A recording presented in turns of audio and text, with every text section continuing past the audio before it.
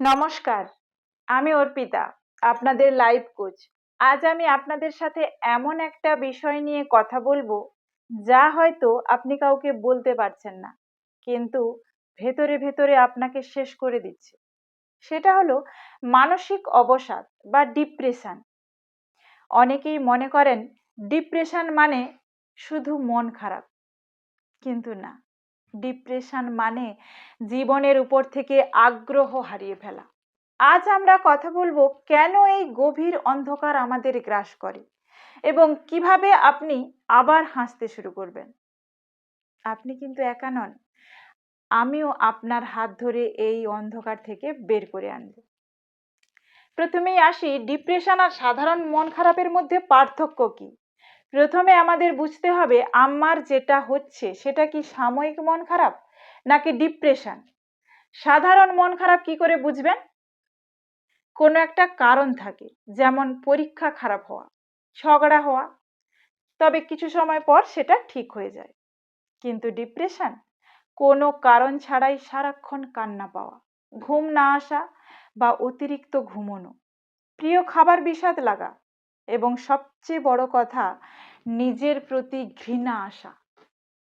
যদি আপনার গত 15 দিন ধরে মনে হয় যে বেঁচে থেকে লাভ কি, তবে বুঝবেন আপনার মনের ডাক্তার দরকার। এটা কোনো লজ্জার বিষয় নয়। যেমন জ্বর হলে আমরা ওষুধ খাই, মনের অসুখেও তেমনি চিকিৎসারই প্রয়োজন। কেন আমরা অবসাদগ্রস্ত হয়ে পড়ি জানেন?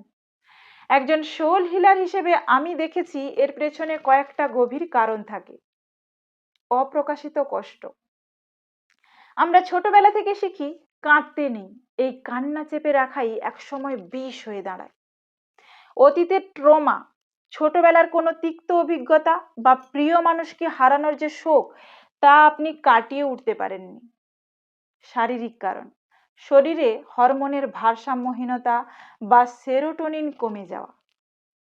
পারফেকশনের চাপ, সমাজ বা পরিবারের দেওয়া সবসময় সফল হতে হবে, এই চাপের ভারে আমাদের মন ভেঙে যায়। আপনাদের মুক্তির 5টি সহজ পথ আমি বলবো। ছোট পদক্ষেপ শুরু করুন। ডিপ্রেশনে থাকলে বিছানা থেকে উঠেই পাহাড় ডিঙানোর মতো মনে হয়।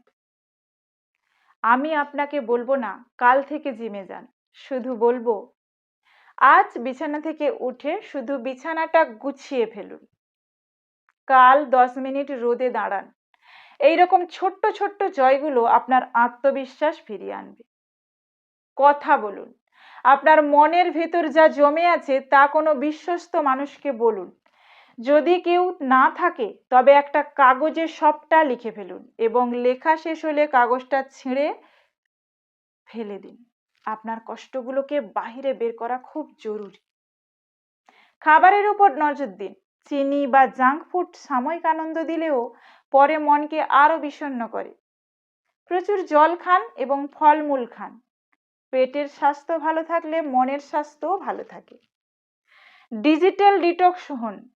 সোশ্যাল মিডিয়ায় অন্যদের জীবন, রঙিন জীবন দেখা বন্ধ করুন। ওগুলো আসলে সব সত্যি নয়। নিজের জীবনের সাথে অন্যের তুলনা করা ডিপ্রেশনের সবচেয়ে বড় কারণ। ব্রিদিং এক্সারসাইজ করুন। যখন খুব অস্থির লাগবে বুক ভরে শ্বাস নিন এবং ধীরে ধীরে ধীরে ধীরে ছাড়ুন। বিশ্বাস করুন, এটি আপনার মস্তিষ্ক তৎক্ষণাৎ শান্তির সিগন্যাল পাঠাবে। মনে রাখবেন, আপনার জন্ম হয়েছে পৃথিবীতে কোনো একটা বিশেষ কারণে। আপনি মূল্যহীন নন। ঈশ্বর বা পরম শক্তি আপনাকে অকারণে সৃষ্টি করেননি। রাতে ঘুমানোর আগে নিজেকে বলুন, আজ যা হয়েছে হয়েছে, কাল আমি আবার নতুন করে চেষ্টা করব। নিজেকে ক্ষমা করতে শিখুন। আপনি একজন যোদ্ধা। যারা আজ এই ভিডিওটি দেখছেন এবং ডিপ্রেশনের সাথে লড়ছেন, আমি তাদের উদ্দেশ্যে বলছি, আপনারা দুর্বল নন, আপনারা যোদ্ধা। কারণ আপনারা প্রতিদিন নিজের মনের সাথে লড়াই করে টিকে আছেন। সাহস হারাবেন না। যদি মনে হয় পরিস্থিতি হাতের বাইরে চলে যাচ্ছে, তবে অবশ্যই বিশেষজ্ঞের পরামর্শ নিন।